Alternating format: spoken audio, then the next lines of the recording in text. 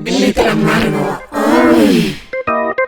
Hola, sean todas bienvenidas, bienvenides, bienvenidos aquí a Glitter Amargo, en una edición aquí también, como siempre, con mucho gusto con Alenka Feral. ¿Cómo estás, Ale? Frida, ¿cómo estás? Muy feliz de estar acá contigo como siempre y con ustedes que nos escuchan. También, pues feliz de estar acá también contigo compartiendo estos temas. La verdad un poco traqueteada por la vida ahorita, pero también inspirada en el sentido de esta mujer que vamos a tener hoy, digo no de forma presencial, pero sí hablando de ella. Porque creo que de alguna forma es la manera en que varias personas, por más que seamos progres, lo que tú quieras, de alguna forma hemos ante esta educación, mala educación sentimental, emocional, la gestión de las emociones, del deseo, del apego, pues hemos estado de alguna u otra forma involucradas o sea, nos podemos reflejar de alguna forma en esto que ella vivió, que demandó y retrató a través de su trabajo fotográfico, ¿no? Que de alguna forma, pues a la fecha, por más que el mundo avance, es el trabajo particular, personal de una misma quien debe de enfrentar, ¿no? Enfrentar sus demonios para entonces poder crecer de alguna forma. Que tiene que ver con todas las artes visuales, pero en especial la fotografía tiene ese superpoder de ser un reflejo exacto del instante, ¿no? De algo que no, o sea, que tanto puede ser como muy trabajado, muy plastificado, muy desarrollado, como podemos ver en las fotografías de La Chapelle o de las revistas de moda, o puede ser totalmente lo contrario, como con la crudeza que tiene justamente Nan Goldin, que es esta fotógrafa de la que vamos a hablar el día de hoy. Sí, Alenka, y que siempre nos han dicho, ¿no? Que la fotografía, bueno, hay una discusión ahí de que la fotografía es objetiva, pero a mí siempre me habían dicho, pues claro que no es objetiva en el sentido de que finalmente alguien eligió dónde poner esa cámara, dirigió esa luz, dirigió ese momento. O sea, hay un discurso también, por más que objetivo que se quiera hacer, ¿no? Pero de alguna forma nos muestra dentro de esa realidad ese fragmento de esa realidad. Entonces, y que nos toca de alguna forma, pues a nuestra humanidad siempre, ¿no? Contemporánea. Por más que esto venga desde los 70 hasta la fecha, nos sigue, son temas que no han caducado, ¿no? De alguna forma se han transformado, pero no han caducado. Siguen aquí presentes. Y ella sigue creando, entonces todavía es una artista que tenemos entre nosotros. Y hablando de lo que mencionabas justo ahorita, Susan Sontag, que es esta escritora que también, como dato curioso, pues ella fue pareja de una fotógrafa mucho tiempo, una fotógrafa muy importante, Annie Leibovitz, eh, y que era muy clavada de la fotografía también Susan Sontag, y tiene varios ensayos al respecto. Dice de Nan Goldin, dice, sus piezas logran un punto liberador sobre la sensualidad, la franqueza, el afecto, combaten la mierda moralista. Y eso también es muy importante, ¿no? O sea, lo que Nan Goldin estaba haciendo en un momento donde no estamos en esta época, donde todavía había este movimiento de la comunidad gay, pero que era como tabú, y sí, no, está de los 70s. Sí, Ale, y que bueno, ella nos menciona, bueno, en entrevistas y demás testimonios que hay, cómo es que su primer acercamiento con la fotografía fue a través de la escuela, en el momento, como a los 15 años, en que les regalaron unas Polaroids y ella dijo como de, wow, esto es un tesoro que no sé ni cómo usar, pero lo empezó a usar. Y es que es un sentimiento, Ale, que cuando tú también eres súper documentalista, ¿no? De la imagen, entonces es un sentimiento que dices, "Ah, tengo un poder especial", ¿no? Digo, todos lo tenemos, pero cuando haces fotografía, más allá de la técnica y demás, que es otra frase muy de ella, que dice, mi trabajo, bueno, yo no estoy interesada en la fotografía, estoy interesada en el arte, ¿no? Entonces es como decir la técnica, sí la cámara lenta, lo que tú quieras, pero hay una esencia, hay un algo ahí que te despierta cuando estás viviendo un momento, siendo testigo de algo y lo quieres tomar, ¿no? Entonces ella a los 15 años con este instrumento dijo, por fin veo que tengo una voz, o sea, que esto es mi voz, ¿no? Y desde ahí se catapultó.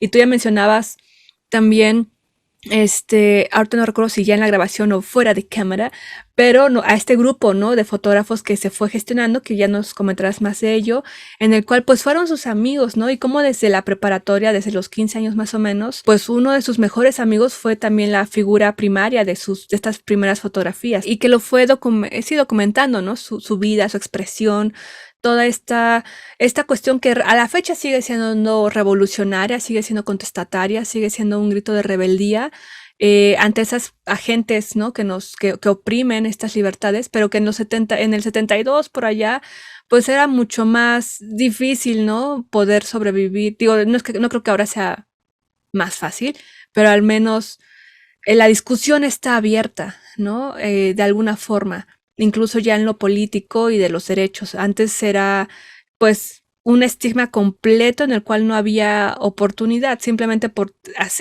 tener esta expresión, por hacer esas fotografías, por caminar en la calle así, este, te hacían algo y no había nadie que pudiera reclamar, esta persona tiene un derecho, ¿no? De Entonces, hecho, de hecho, eso también sucedió o sea, como vaso comunicante, pues lo sabemos también aquí en México, ¿no?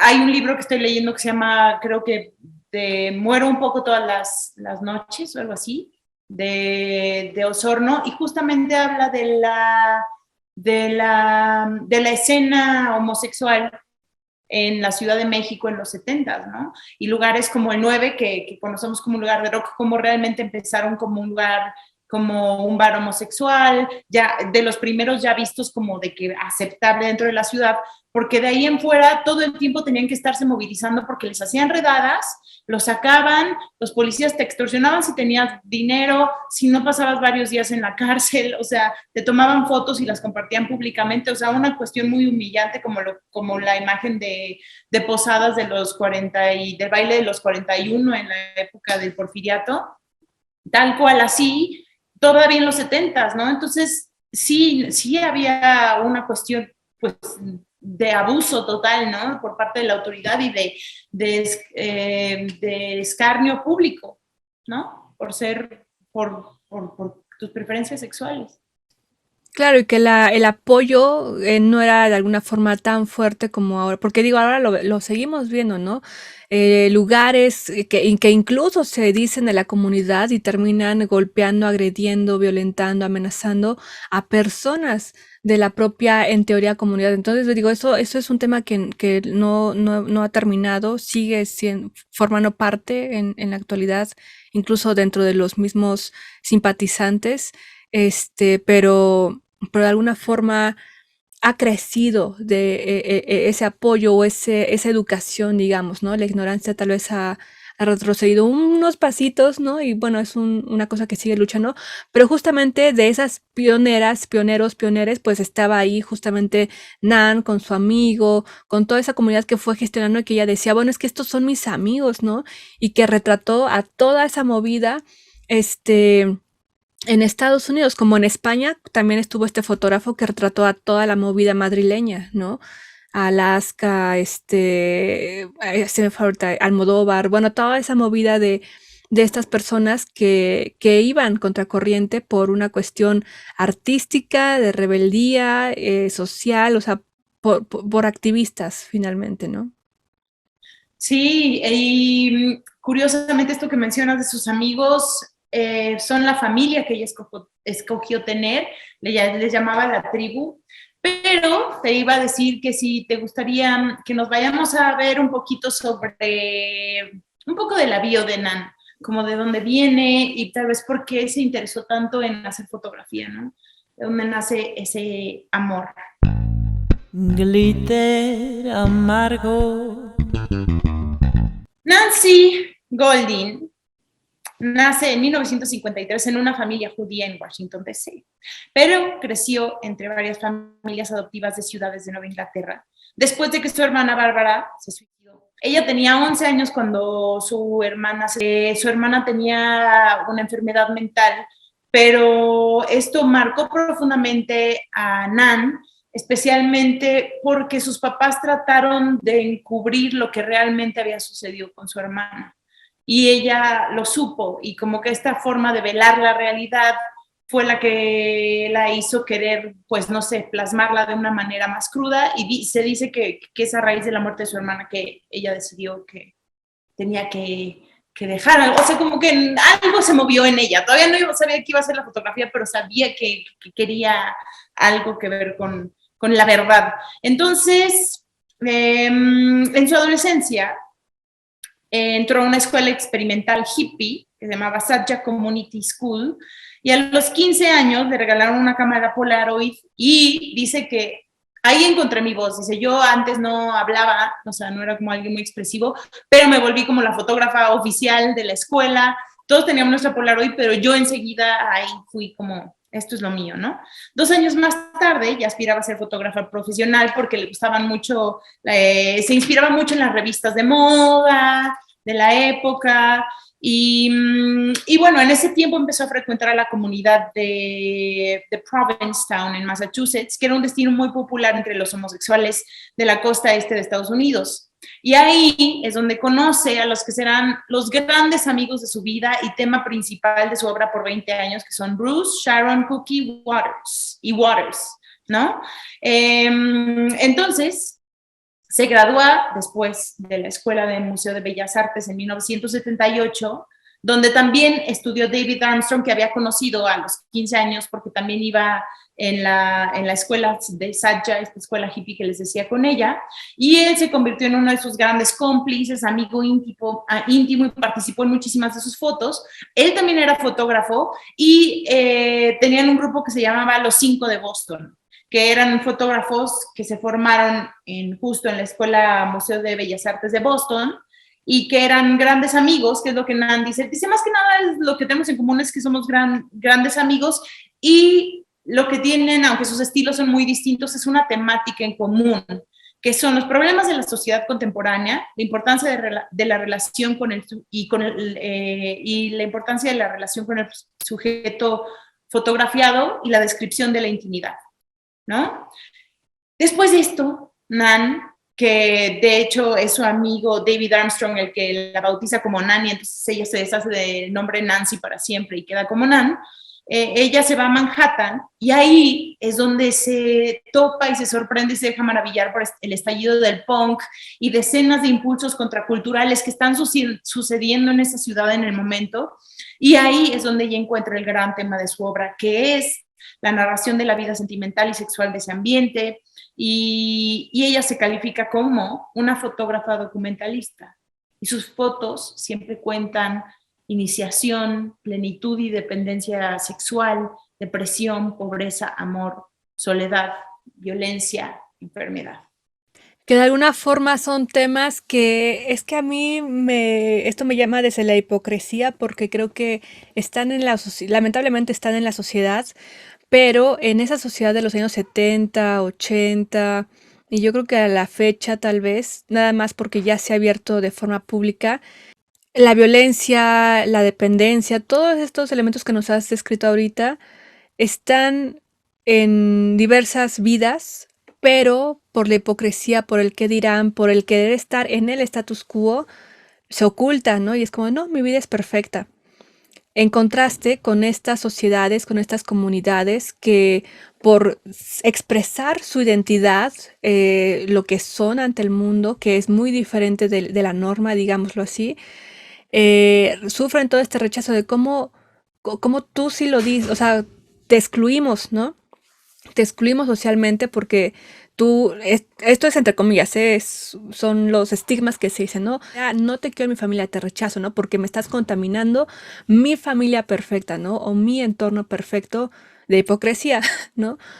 Entonces, y es lo que se ha denunciado de alguna forma, ¿no? Pero recordamos el documental Paris is Burning. Todas estas personas se les orilla a situaciones en las que de verdad, lo hemos mencionado también, bueno, lo vimos en el documental de Paris is Burning, pero también en situaciones de cárcel lo hemos visto, ¿no? Cuando uno sale a ese mundo que no tiene en teoría esa protección del núcleo familiar que en teoría te iba a apoyar, pues todas esas situaciones extremas de riesgo en el cual, pues en estas décadas, y yo creo que de alguna forma estigmatizada a la fecha, se mantiene pues por eso se lo buscan, ¿no? Y por eso te ponen en la nota roja todas estas cuestiones de por loca, por no sé qué, o sea, por pretextos estúpidos que te mereces eso. Entonces también en este sentido de la fotografía que hacía Nan, pues se empezaba a ir al underground por ese estigma, ¿no? Pero que finalmente nos refleja algo que la sociedad de Estados Unidos, pero en el mundo sí, pero particularmente en Estados Unidos, pues a la fecha se fue transformando también en una dependencia a muchas cosas, que lo veremos también en otra serie futura de ella.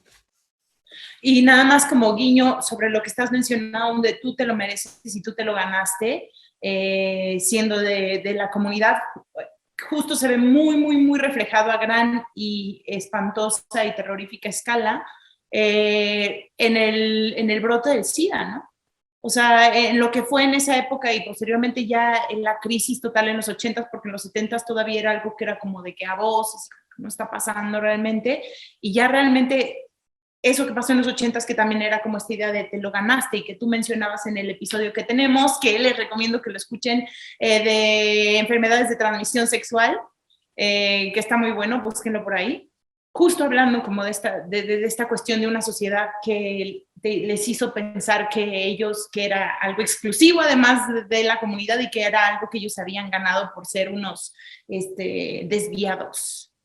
Claro que incluso el presidente Nixon fue, y su secretario de salud fue como de, en las conferencias de prensa, ¿no? Cuando decían, oiga, pero es que se tiene que hacer algo, ¿qué está pasando? Ah, tú eres así, por eso quieres que nos preocupemos así. No nos vamos a preocupar porque eso es su problema, no es nuestro problema como nación. O sea, digo, lo estoy parafraseando, pero ese fue el sentido de su discurso público, ¿no? En una de las conferencias. Y así dejaron correr un año y bueno, también trajo grandes consecuencias terribles. Entonces, sí, les invitamos a que vean ese episodio y que de alguna forma en este entorno es en el que se están moviendo estas amistades, estas personas y Nan, ¿no? En estos años. Y ella de hecho habla sobre eso. Tiene una serie donde, pues, además de hablar de los golpes brutales que recibió, también en esa serie retrata, muestra el efecto devastador del SIDA en el 86, ¿no? Y es esta serie que se llama La balada de la dependencia sexual, que está tomada de la canción de Bertolt Brecht. También tengo entendido que es la misma serie que retrata esta imagen de ella golpeada, que es algo que tú habías comentado que te había marcado, ¿no? Fuera del aire. Sí, me parece que yo estaba en alguna clase de diseño gráfico o de arte en los primeritos años de la universidad, cuando pues nos iban dando, ¿no? O sea, panoramas de distintos artistas en general. Y aparecieron esta fotografía, ¿no? De Nan un mes después de haber sido agredida, ¿no?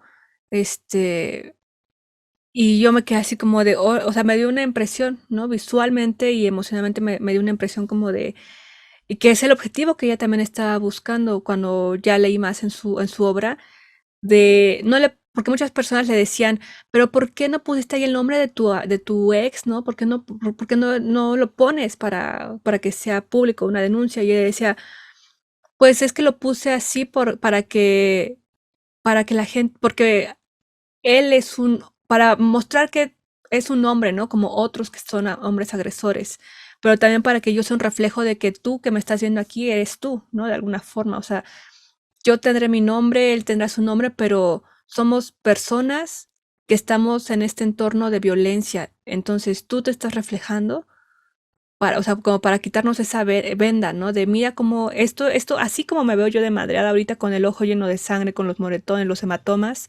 esto es a un mes, pero estas heridas no son, o sea, son físicas, ¿no? Pero en vez de decirme, ay, pobrecita, qué sé yo, esto te interpela a ti y también son, o sea, no solamente la violencia física, ¿no? Es lo que cuenta y lo que se ve, pero así de esos hematomas, de esa agresión, también internamente está cuando son violencias emocionales y sí, que no son como tal golpes.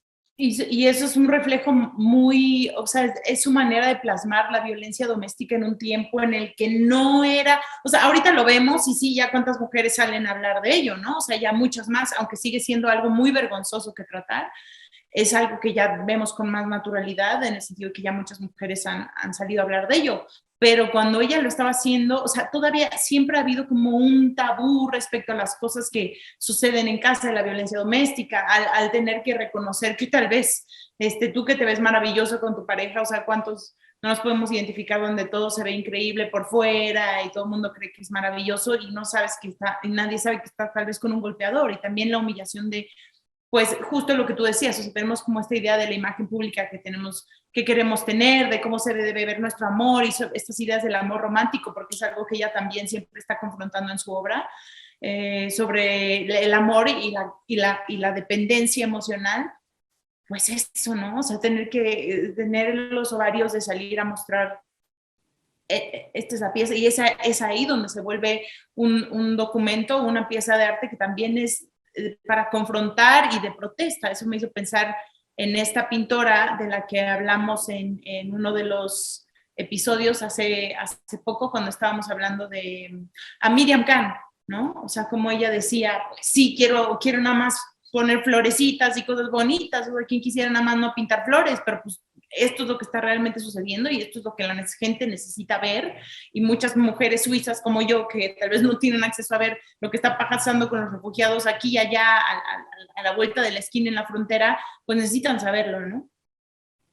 Claro, sin duda, y en ese sentido, tú lo has mencionado, ahora digamos que no normalizado por decir como eso, ¿no? El término normalizado, pero sí de que es, hay una fuerza mayor que te impulsa a decir voy a denunciar públicamente a mi agresor o lo que yo estoy sufriendo, y bueno, esto se ha tornado incluso tan mediático que sabemos que de las denuncias de agresión de género, el 90, o sea, solamente el 0.5%, algo así, casi el 1% es fake, ¿no? O sea, no es real. Como que hay un aproveche para atacar a un hombre, ¿no? Pero imagínate, del 100%, menos del 1% es fake. Lamentablemente, muchos casos se hacen mediáticos, pero, pero no por ello significa que todo ese 99% está siendo falso, ¿no? O sea, finalmente también, digamos, es como esa cuestión de denuncia que en ese entonces pues era imposible demandar, ¿no? O de poder denunciar públicamente en el sentido de que los trapos sucios se lavan en casa, aguántate mujer, tú elegiste esa pareja, pues entonces ahí te quedas. El maquillar los moretones, el ponerse las gafas, el decir, no, es que me caí, no, es que me golpeé, que de alguna forma, pues a la fecha no creo que deje de existir, o sea, lamentablemente es una también la educación nos ha hecho sentir esta vergüenza, ¿no? Hacia uno misma, hacia una misma de decir, bueno, es que no lo puedo hablar porque estoy muy atorada emocionalmente también, ¿no? O sea, son muchos temas psicológicos, emocionales que se mueven y que al enfrentarte con ello te hace mover algo, ¿no? Especialmente si eres una mala víctima, porque creo que también, o sea, a una mala víctima me refiero también con esta idea de que no eres como la víctima idealizada de la mujer sumisa, pobrecita, y también, por ejemplo, Nan es un buen caso de eso, ¿no? O sea, es una mujer que también se tomó libertades que no eran, que eran nuevas para su tiempo, que se juntaba con una comunidad que era, por un lado, rechazada y por otro lado, como ensalzada, que también, o sea, sí vivía mucho de noche, sí usaba muchas drogas y tomaba muchos excesos, entonces era como de, pues entonces no eres la víctima ideal, ¿no? Entonces con más razón es como de que no puedes salir a decir lo que te pasa porque no eres el arquetipo de lo que tiene que ser una víctima, lo cual es una mamada, pero bueno, ya tendremos que hablar de eso en otro episodio, extensamente, pues. Sí, Alenka, es preciso, ¿no? De en esta situación que lo hemos mencionado acá de las personas, los cuerpos, las sociedades que importan, ustedes no importan porque están en ese entorno de malignidad, ¿no? Entonces, por eso ya no hay derechos, por eso ya no se puede denunciar, pues no, ¿no? Eso es lo que los derechos humanos y el siglo de alguna forma XXI pues ha mostrado de una forma más contundente, digamos, no por ello conquistado ya un triunfo, pero que va en ese camino. Y de aquí, Alenka, me gustaría leer lo bueno es que aquí no es TikTok, porque así nos podemos explayar un poquito más en el tiempo, pero me gustaría leerles un texto que ella hace en torno a esta serie de la balada de la dependencia sexual, porque es importante y creo que de alguna forma nos puede ayudar a mirar de otra forma a nosotras mismas, nosotros mismos, nuestras relaciones y entornos en general, ¿no? O sea, que esto es un pensamiento de ella desde los 70, 80, pero que a la fecha yo creo que también muchas personas en algún momento de este texto podemos entenderlo y mirar diferente de alguna forma, ¿no? Creo que nos puede ayudar a todos en escuchar también otras palabras. Entonces, si quieren, vamos a la siguiente sección. La sangre de Medusa.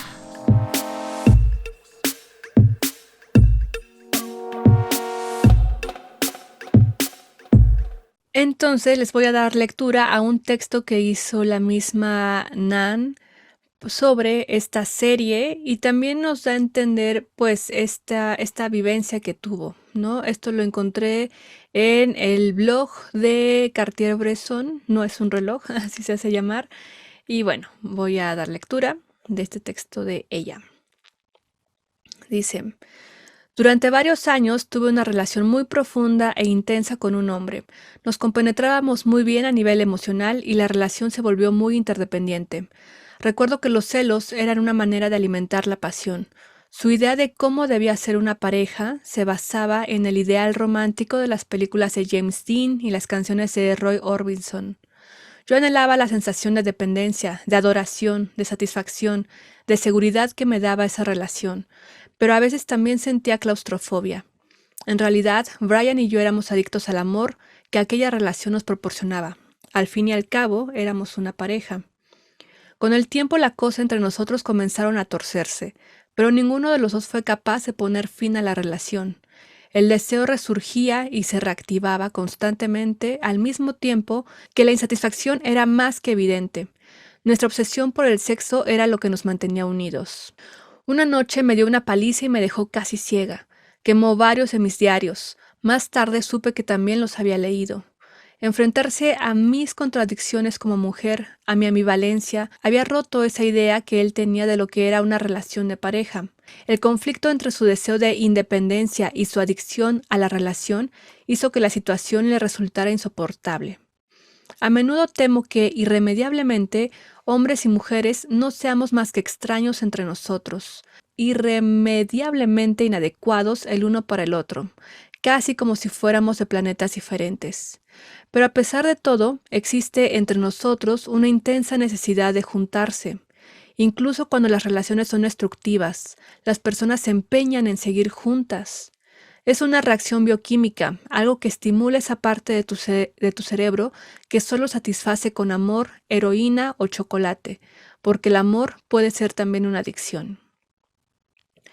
Mi deseo de ser independiente siempre ha sido muy fuerte, pero al mismo tiempo también deseo esa intensidad que nace de la interdependencia. La tensión que esto crea no es más que una vertiente de un problema universal, la eterna lucha entre autonomía y dependencia. He visto cómo el mito creado en torno a la idea del romance, los famosos amantes de Pompeya, la historia de los duqueses de Windsor, contradice la realidad del matrimonio y alimenta una definición de amor que crea expectativas peligrosas. Este mito o ideal no permite la ambivalencia propia que se da en cualquier relación a largo plazo. La fricción entre la fantasía y la realidad de una relación puede conducir a la alineación o a la violencia. Si a menudo parece que hombres y mujeres no nos compenetramos, tal vez sea porque tenemos diferentes realidades emocionales, porque hablamos un lenguaje emocional diferente. Durante muchos años me resultó difícil comprender los sentimientos de los hombres. No creía que pudieran ser vulnerables y los empoderé de tal forma que no reconocía sus miedos y sus sentimientos. Los hombres cargan con su propio bagaje, un legado basado en el miedo a las mujeres y la necesidad de categorizarlas siempre como madres, putas o vírgenes. La construcción de los roles de género es uno de los principales problemas que las personas arrastramos a una relación. En mi infancia, nos criaban con las limitaciones propias de la distinción de género.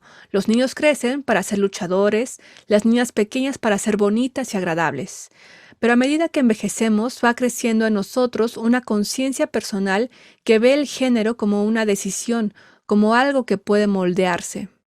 Así puedes optar por jugar con él de forma tradicional, disfrazándote, haciéndote de marimacho, o jugar con lo que define nuestros roles, mostrándote tierna o dura para contradecir los estereotipos.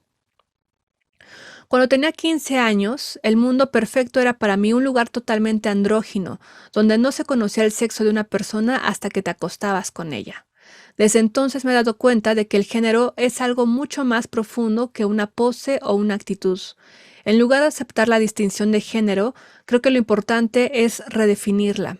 Además de jugar con los clichés, está la decisión de vivir las alternativas, incluso de cambiar de sexo, que para mí es el acto más grande de autonomía.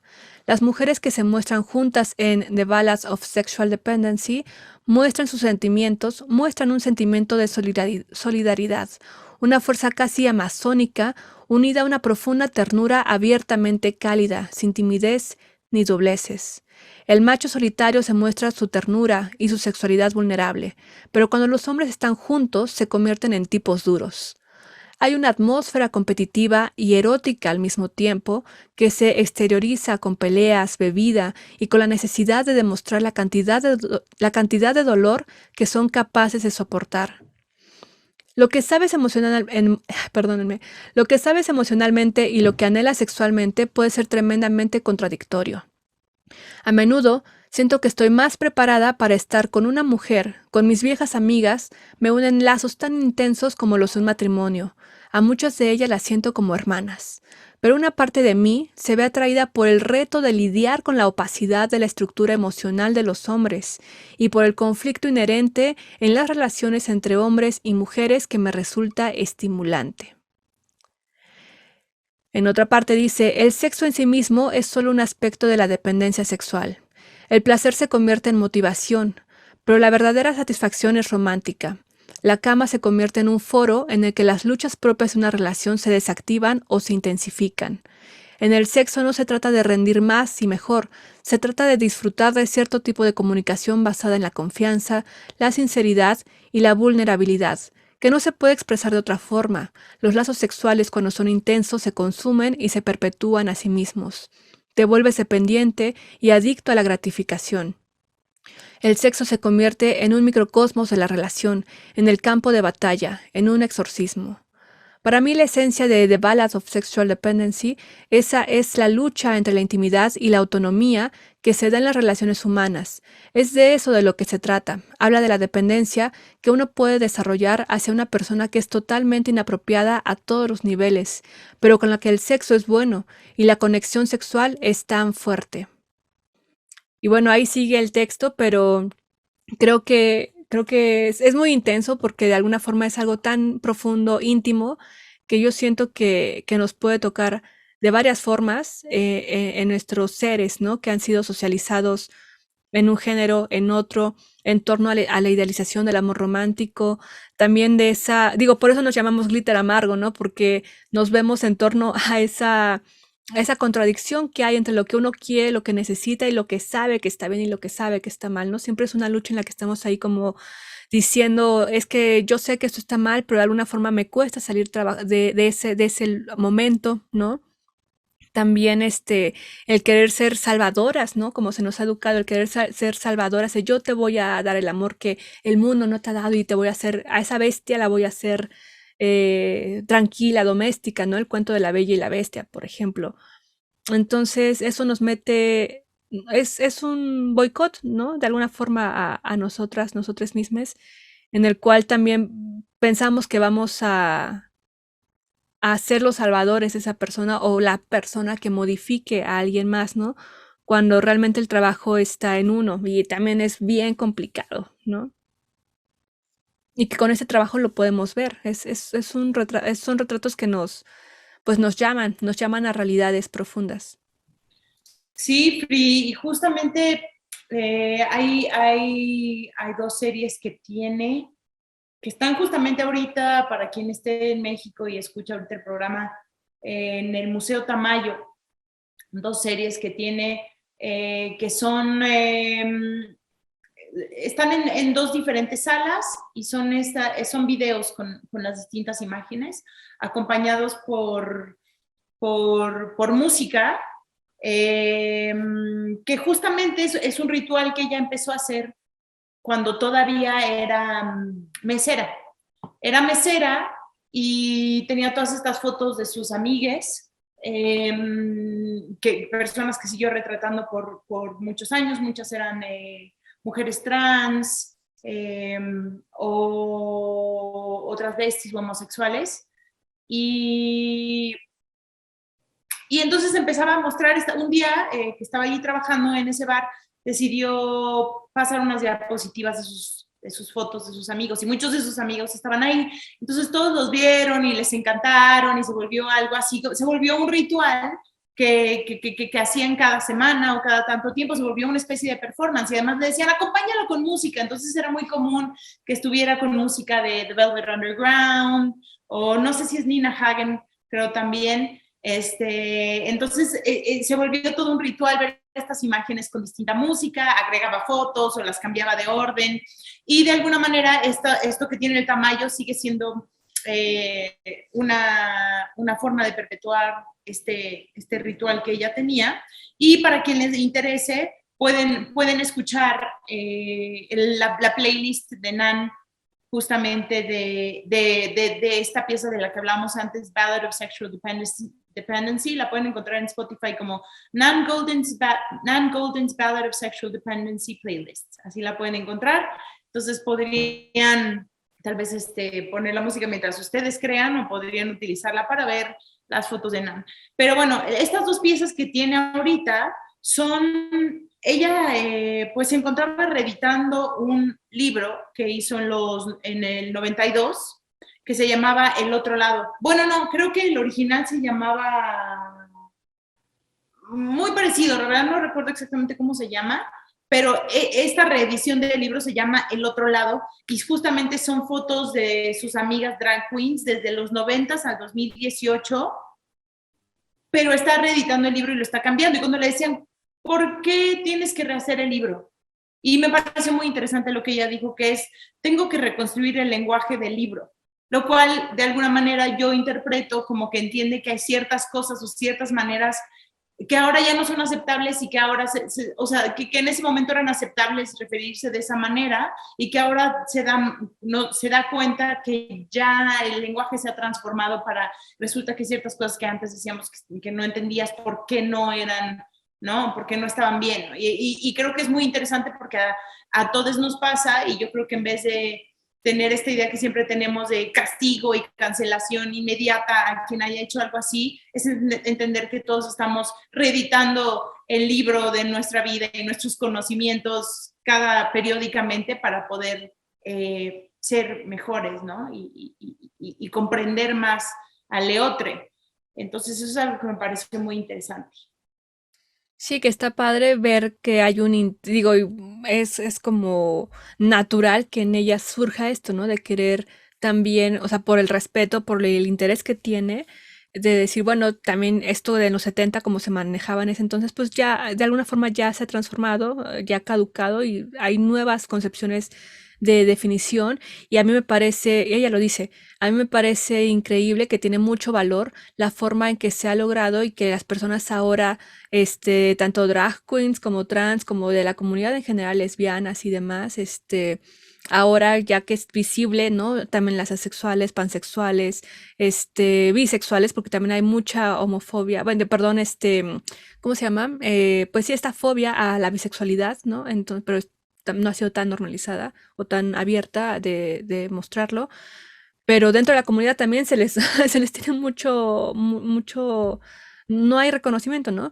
Entonces ella dice eso, dice, me parece que hay muchísimo valor en que ahora las personas puedan nombrarse sus entidades, sus seres en sí, que los puedan nombrar, ¿no? Dice, antes pues era mucho más restringido, diferente, entonces es valioso que hagamos esta reedición, pues de una forma actualizada, ¿no? Hay un interés, porque bueno, también sabemos que hay mucha gente que no le interesa, ¿no? Y dice, pues no, lo que yo escribí hace 50 años, ahí que se quede, y es lo que sigo pensando a la fecha.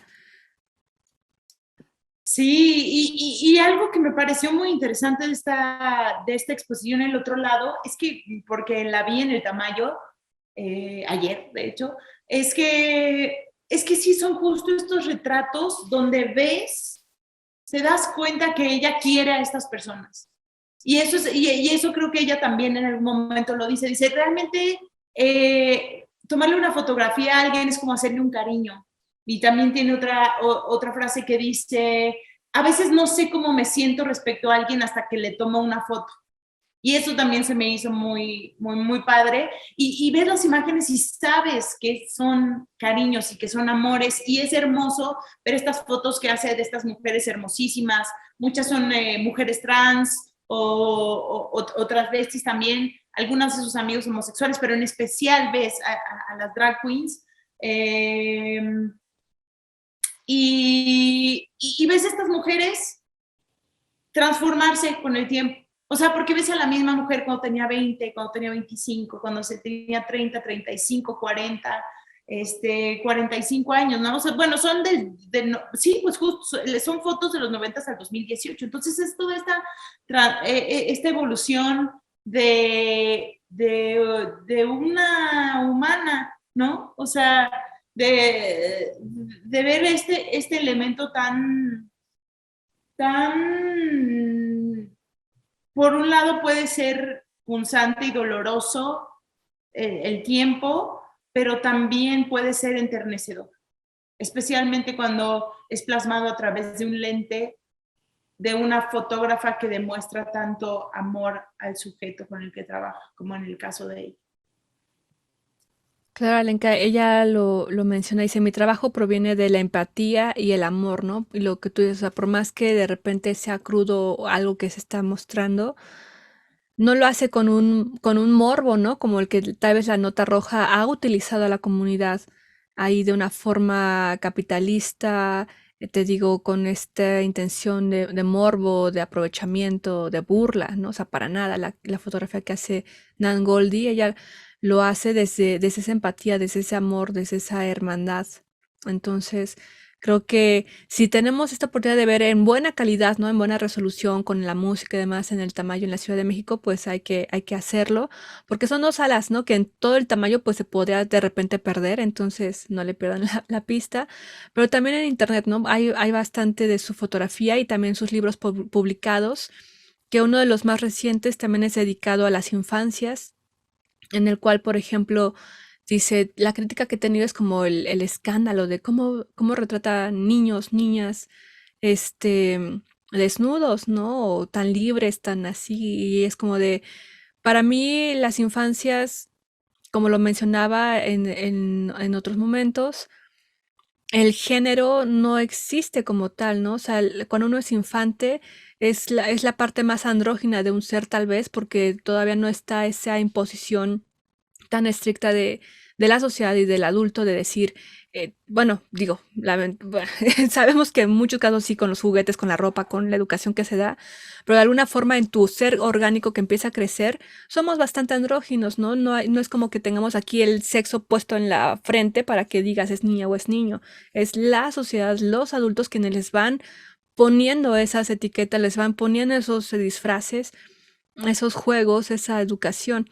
Dice, cuando somos infantes lo que les importa es jugar, divertirse, experimentar sus cuerpos, los cuerpos con los que se rodean, el de sus padres. Hay una foto muy bella donde está una mamá, como, o sea, es una familia así súper feliz en la ducha, en el baño, donde la mamá está como desnuda con el torso hacia arriba, jugando, muy, muy libre ella, y el bebé le está como amamantando y el papá también está atrás de ella, ¿no? Están los tres ahí como en ese momento familiar de juego.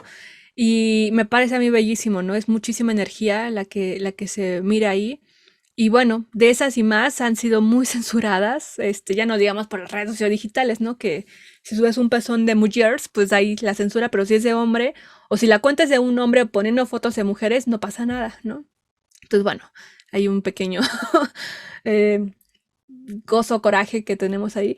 Pero bueno, y en ese sentido, pues sí, tú ves esas fotografías de pequeñas desnudes jugando con sus papás, jugando con sus amigues. Entonces, ella dice, para mí es esto honrar, ¿no? A las infancias y también me da mucha ternura, admiración y misterio saber por qué de los 3 años para atrás no recordamos nada, ¿no? Dice, para mí los pequeños son seres de otra tierra, ¿no? De otro universo, de otro espacio, ¿no? Como que cuando nacen son súper sabios, o sea, nosotros lo vemos muy pequeñitos, pero como que ellos están en un mundo en el cual de repente su memoria, la sociedad les empieza a borrar la memoria, ¿no? Les empieza a borrar la memoria para el aquí, el ahora y lo que vas a hacer y lo que va, tu proyección y quién eres y así, ¿no? Dice, pero ¿por qué no recordamos en general nuestra vida de los 3 años en adelante? Yo creo que la ciencia y la biología lo podrán explicar, pero en esta cuestión filosófica, humanista, creo que nos deja bastante que pensar, ¿no? En ese sentido de cómo las infancias se han justamente infantilizado, que ya lo hablábamos, en vez de darles su reconocimiento, ¿no? De que son seres plenos y que están viviendo el momento que les toca vivir. Y hay una cuestión que también ella decía de estos pequeñitos, dice una frase que me movió y de alguna forma también me inspiró a todo lo que he pensado con este libro también que es, bueno, se tornó ya en un libro, ¿no? De fotografía de infantes, es que estaban charlando dos amiguitos y uno le dijo, así bien pequeñitos, ¿no? Y le dice uno a otro, ¿tú recuerdas cómo era Dios? Porque a mí ya se me está olvidando. Y como que estaban platicando eso, ¿no? Y entonces como que a eso a mí me viajó. Dice, pero bueno, también sepan que toda la fotografía que yo he hecho son de personas que amo, que estimo, son hijos de mis amigas, de mis conocidos. O sea, todo esto está consensuado de alguna forma, ¿no? O sea, no está haciendo pornografía infantil, ¿no? Digo, eso no lo dice ella, pero yo se lo estoy diciendo como que porque es la crítica que es como que se le ha estado ahí juzgando de alguna forma. Sí, y eso me recuerda mucho a lo que platicamos, esta frase de los niños, a lo que platicamos en episodios recientes, ¿no? Que les invitamos a también escuchar esos episodios, están muy padres, bioética, ciencia y filosofía para niñes, y el anterior que es, ¿cómo se llamaba? Infancias. Infancias, sí es cierto, todo el sentido, pero Free, esa es una de sus obras más recientes, la de las niñas, ¿no? Sí, es Porque de las recientes. antes de esa, digo, aproximándonos hacia el final del episodio, también creo que es importante resaltar esta otra serie que tiene un tanto terrorífica, que también está en el Tamayo, que se llama Memory Lost, que retrata una época muy oscura en su vida, que va del 2014 al 2017, este registro fotográfico, porque justamente lo que le sucedió a Nan es que tenía un dolor de muñeca, que es como tendinitis, y no podía fotografiar, ¿no? Entonces fue al doctor, y muy buena onda el doctor, le recetó una droga nueva para un painkiller, ¿no? O sea, que los gringos además son muy como propensos a utilizar painkillers, ya sabemos de industria farmacéutica cómo es, y como estamos acostumbrados a por cualquier cosa estarnos, bueno, necesitando cosas que nos alivien el dolor. Digo, hay de dolores a dolores, ¿no? Al parecer este era un dolor muy, muy agudo, muy fuerte. Entonces ella fue al doctor y le recetaron Oxycontin, que era una droga, que era un medicamento maravilloso para el dolor, maravilloso entre comillas, que había sido autorizado por el sistema de salud norteamericano como un fármaco no adictivo y sin efectos secundarios. O sea, era visto como un medicamento maravilla, de que es maravilloso porque sí es extraído de opiáceos, pero no, es cero adictivo. O sea, hasta tenían su frase. Hay una serie, no sé si es en Amazon o en Netflix, justamente sobre este medicamento, porque estuvo muy, muy cabrón lo que sucedió en Estados Unidos a partir de ello. Entonces, decían que era una maravilla y resultó ser que fue uno de los narcóticos más agresivos de toda la historia. Entonces, a Nan la empezaron, y lo más grave de todo es que, o sea, generó un nivel de adicción así sin precedentes. Las personas literalmente salían a asaltar las farmacias porque ya no les querían vender o porque empezaban a dejar de vender las farmacias. O sea, subieron los asaltos en todos lados, bien cabrón las farmacéuticas por ello.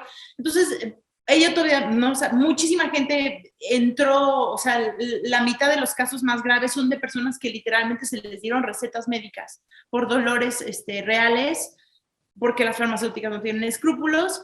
Y bueno, ella empezó con 40 miligramos y llegó a consumir en un solo día 450 miligramos para poder satisfacer su adicción y también su nivel de tolerancia al medicamento. Entonces su vida se volvió un infierno. Un día se desautorizó su uso y entonces las cosas empeoraron para Nan, porque es como de pronto, o sea, eres súper adicto así, cabrón, y de pronto ya, no, ya se desautorizó el uso de esa manada porque es súper grave y lo que sea. Y entonces, pues Nan, o sea, ya cuando eres un adicto, no hay otra forma de seguir adelante más que acceder al mercado negro de las drogas, con dealers y víctimas desesperadas, y ver todo y ver toda esa realidad. Todo el tiempo ella estuvo fotografiando este proceso, y así dio con el fentanilo, que es una droga sintética, que es sustituto de opioides, y es más letal que la heroína. Y entonces, al poco tiempo, obviamente, estuvo al borde de la muerte y tocó fondo. Todo esto lo retrató. De hecho, muchas de estas fotografías se ven súper movidas, o sea, son muy fuertes, muy decadentes de ella, de otras personas que los ves en cuartos de hotel, la luz, las camas quemadas, la progresión de una persona como está de una normal a estar totalmente en los huesos. Y bueno, lo que pasó con el Oxycontin es que para el 2016 había matado más personas que la guerra de Vietnam. Y la mitad de las sobredosis fueron a través de recetas médicas, ¿no? Entonces, de hecho, como dato, esta droga es la que mató a Prince, al cantante Prince, pues fue por Oxycontin.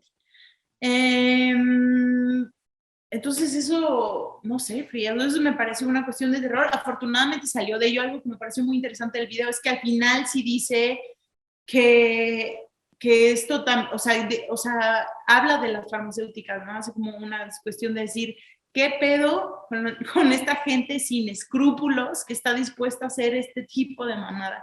¿No? O sea, y las no consecuencias de este tipo de actos, ¿no?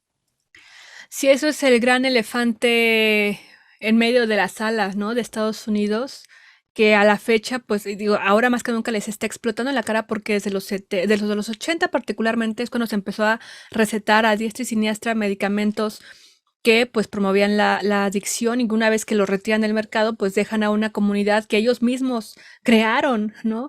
A expensas del narcotráfico, del mercado negro, y generando pues un problema social que a la fecha está terrible en Estados Unidos. Es algo de lo que se habla, pero tal vez no con la importancia, bueno, que de alguna forma, yo no sé muy bien ahorita cómo esté la política allá en Estados Unidos, pero sí he sabido que de alguna forma han estado como viendo cómo contener esto, porque ya o sea, es como lo han escrito las noticias, ¿no? Ciudades de zombies, muy triste y lamentable, porque hemos visto estos documentales de una persona que se fue a dar como la redonda a un bloque, ¿no?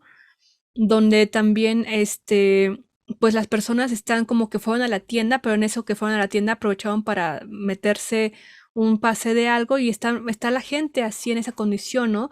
Gente que trabajaba, gente que hacía su vida, estudiantes, madres de casa, trabajadoras de casa, cualquier persona, abogados, abogadas, o sea, gente de todos los estratos sociales, de toda la sociedad, que fue al doctor, ¿no? Porque le dolía algo y le generaron una adicción. Ahora no se la puede, o sea, no se hacen cargo de eso el sistema de salud, y aparte el sistema de salud en Estados Unidos es carísimo, ¿no? Es impensable. Públicamente, pues no hay, o sea, lo tienes que pagar, ¿no? Entonces, es de verdad una cosa que Estados Unidos no ha querido enfrentar como tal, porque de alguna forma su política por muchos años fue como de, ay, pues que se mueran entre ellos, ¿no? Es gente indeseable. O sea, imagínate, o sea, siempre han tenido es una hipocresía su mundo de it's a free world, ¿no? Es un mundo libre. O sea, como reclamamos libertad, como también te metemos la droga, como decimos no al aborto, porque pobrecitas esas personas que vienen naciendo en el vientre, pero sí a las armas para que mates gente. O sea, es una hipocresía muy cabrona. Más porque ellos insertaron las drogas en los barrios marginales, ¿no? O sea, ellos fueron los que insertaron las drogas en los 70s ahí. Sí, exactamente. Desde la guerra de Vietnam, también a todos estos soldados que sufrieron estos traumas, pues, o sea, iban a la guerra drogadísimos, ¿no? Justamente por órdenes, ¿no? Para aguantar, para ser más fuertes, para estar como más echados por adelante, ¿no? Ante una cosa tan terrible que es ir a la guerra cuando eres adolescente prácticamente. Entonces, y regresan traumados, Y con adictos. terrores, adictos. O sea, es terrible. Eso pasó con el ejército, con Vietnam, ¿no? Bueno, lo que es lo más significativo mundialmente, pero de ahí con la gente ya, o sea, es un problema de salud que lo tiene ahorita que estamos platicando, de forma catastrófica en Estados Unidos. Gente que por toda esta situación ha tenido que estar en situación de calle, y no ha habido algo, ¿no? Que realmente esté haciendo que esto se acabe o se, no sé, que se haga algo, ¿no? Más bien es como de, pues, que se muera, los están dejando morir. Entonces, pues es algo que Yan'an retrataba desde hace bastante tiempo, ¿no? Pero como era visto en estas comunidades outsider, ¿no? Como que se lo buscaban, pues como que ya ven, pues, es su problema porque ustedes se metieron en ello, pero pues realmente vemos que esto está afectando a todo tipo de personas, ¿no? Como otra vez nuevamente es un cerrarse los ojos como la situación con el SIDA. Sí, y qué valor de retratarse en una situación de tanta vulnerabilidad y de tanto dolor, ¿no? O sea, porque sí es un descenso al infierno, tal cual. Y yo creo que hay ahí también el carácter revolucionario de la fotografía documental de Nan, ¿no? Esta manera de demostrar las cosas de confrontarnos con las realidades que a veces no queremos ver o que no tenemos cerca de nosotros, y también entender algo que creo que platicamos en el episodio sobre las personas en situación de privadas de su libertad que están en la cárcel, por ejemplo, de decir, démonos cuenta que en casi todos los casos, yo diría como esto hacia mi parte del cierre, démonos cuenta que en la mayoría de los casos todos estamos a unos cuantos pasos de estar en la situación más difícil o decadente que hay, que tú podrías ver hacia alguien y señalar con tu dedo y decir, ay, no, pues es que drogadicto o esto, o cualquier cosa como decir, tú y señalar, todos estamos unos cuantos pasos de poder estar ahí. Entonces, o sea, solo es una cuestión circunstancial meramente en casi todo en la vida. Entonces yo creo que eso nos puede servir mucho como para abrir los ojos un poco más, empatizar, y también esta frase que alguna vez dije que me gusta mucho, de si no puedes entender, pues entonces te hace falta conocer más, ¿no? Y eso se aplica como en general para todo. Claro, sí, Alenka, no, o sea, me uno a lo que tú dices y porque sí, o sea, definitivamente es algo que siempre queremos, es más cómodo, ¿no? La ignorancia o ir juzgando por ahí, estigmatizando a la gente de en torno a mi respectiva normalidad, ¿no? Cuando, pues no, ¿quién es normal en estas fechas, en estos momentos? O sea, más bien, creo que ser rebelde, creo que ser diferente, ser el raro es, pues no sé, creo que tiene una lucha, un trabajo de enfrentar esas luchas un poquito, pues, mayor, digamos, ¿no? Que alguien que solamente está cegado a su realidad normativa, ¿no? Y que también va a ser un camino muy difícil cuando vea que el mundo está cambiando. Sí, y entonces por eso es que nos sorprende ver que ahora Nan, después de tantos años de hacer eso, está más interesada ahorita en hacer retratos de paisajes, en hacer retratos de atardeceres. Dice que el retratos de personas ha dejado de hacer por ahora, eh, pero, sí, dice, ahora me interesa mucho la luz. Y eso me gusta mucho, como estos procesos que tienen los artistas en su obra a través de la vida, me parecen hermosos, o sea, como justamente también cómo hablan de las etapas de la vida y las transformaciones que van sucediendo y cómo cada etapa es simbólica. Me recuerda mucho, no sé si tú te acuerdas, Free, hace mucho fue una exposición que sé que tú también viste, de un artista que creo que es alemán, que me Fuimos fascina. las dos, con Otto Dix. ¡Ay, no! Ahora que lo pienso, ya no me acordaba de Otto Dix, pero Otto Dix también creo que es mi top, otro pintor favorito, además de Julio Galán, porque Otto Dix es este pintor maravilloso que probó de todo, y como estuvo en la guerra tenía estas cosas súper sangrientas, pero tenía paisajes y era como muy perfeccionista, y ya tenía como un nivel de perfección en sus trazos y todo cabrón, y en la última etapa de su vida sus fotos son como hechas como por un niño, como casi que con crayola, una foto súper, un dibujo súper bonito y colorido, como te digo, muy infantil de él con su nieto, ¿no? Entonces, o sea, también está Nana ahora con sus atardeceres y sus cielos diciendo, ahorita lo que me interesa mucho es la luz, creo que también es simbólico. Sí, Alenka, pues yo no tengo más que decir, creo que lo has ejemplificado muy bien, así que muchísimas gracias. Y pues sí, de repente muchas veces estamos a un paso, ¿no? De estar en un infierno en el que no queremos estar o que tal vez llegamos ahí por una serie de decisiones y pasos, ¿no? Que fueron de alguna forma inevitables, pero no se cierra ahí, ¿no? Incluso ahí hay amor, incluso ahí hay esperanza, incluso ahí hay luz, y pues ya una vez que uno toca el fondo, pues lo que queda, si no se queda en el camino, pues es subir, ¿no? Es ir a esa luz y de alguna forma tener esa transformación.